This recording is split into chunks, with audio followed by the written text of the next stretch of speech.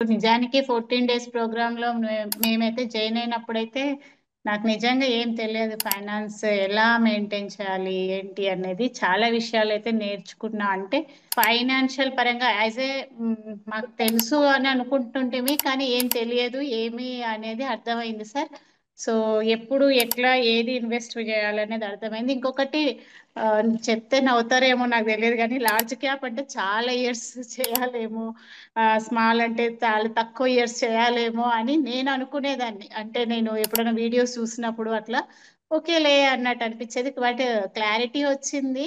ఇంకా మీ రికార్డింగ్స్ ఎట్లాగో పంపిస్తారు కాబట్టి మళ్ళీ మళ్ళీ వింటాము. అండ్ గోల్డ్ మెంబర్షిప్ లో కూడా జాయిన్ అవుతాం సార్. ఎందుకంటే మీ సపోర్ట్ మాకు చాలా చాలా అవసరం మాలాంటి వాళ్ళ కోసం అనేది అయితే నాకు అర్థమైన విషయం. ముఖ్యంగా వాసు గారికి అయితే చాలా చాలా థ్యాంక్ యూ. ఎందుకంటే వారిది నేను ఫేస్బుక్ లో చూస్తేనే నాకు అనిపించింది ఓకే ఒకసారి వద్దామని. ఆ తర్వాత మళ్ళీ కిషోర్ గారు నన్ను కాంటాక్ట్ అయిన తర్వాత వారు మాట్లాడే విధానం కూడా నాకు చాలా అనిపించింది. అవునా ఇట్లా కూడా ఉంటుందా, సరే చూద్దామని జాయిన్ అయ్యాము.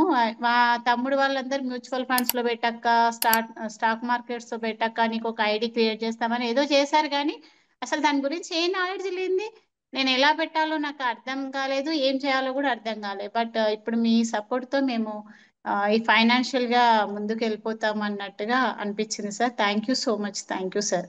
థ్యాంక్ యూ అండి, thank you. So first of all మనం ఈ మెయిన్ ఆబ్జెక్టివ్ కూడా అదే అండి. ఈ సెషన్ ద్వారా మీరు అవేర్నెస్, నాలెడ్జ్ అండ్ కాన్ఫిడెన్స్ అవి లేకుండా మనం లాంగ్ టర్మ్ జర్నీ చేయడం చాలా కష్టం.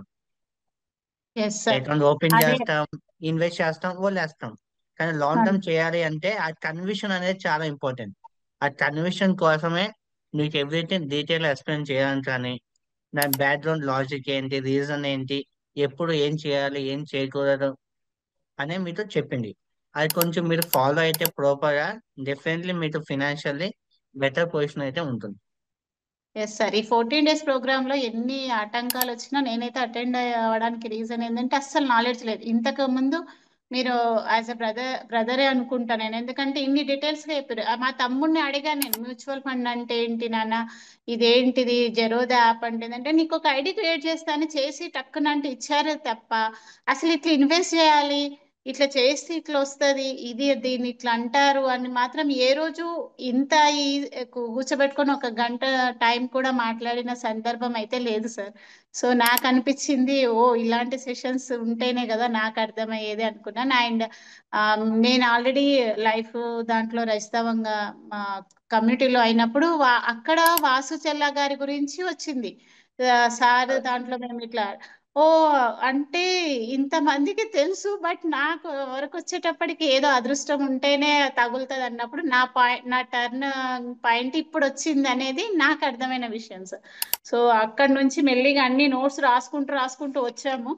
కానీ ఇంకా చాలా అర్థం కావాల్సి ఉంది అనేది నాకు అర్థమైంది. Thank you sir. Thank you so much Avinash గారు అండ్ మహేష్ గారికి థ్యాంక్ యూ, ఆశీస్సుల గారు థ్యాంక్స్. యాజ్ ఎ బ్రదర్ గా మీరు ప్రతి విషయం, చిన్న విషయం నుంచి పెద్ద విషయం దాకా అన్ని ఆ టోటల్ గా డీటెయిల్ గా చెప్పారు చూడండి, అది చాలా బాగా అనిపించింది. అంటే తెలిసిన వాళ్ళకి ఎలాగో డౌట్స్ అడుగుతుంటారు, నేను ఏ రోజు ఏం డౌట్ అడగలేదు, నాకు ముందు ఏం తెలియదు, ముందు తెలుసుకున్నా అది.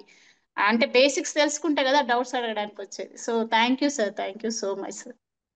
Thank you, thank you, thank you so much.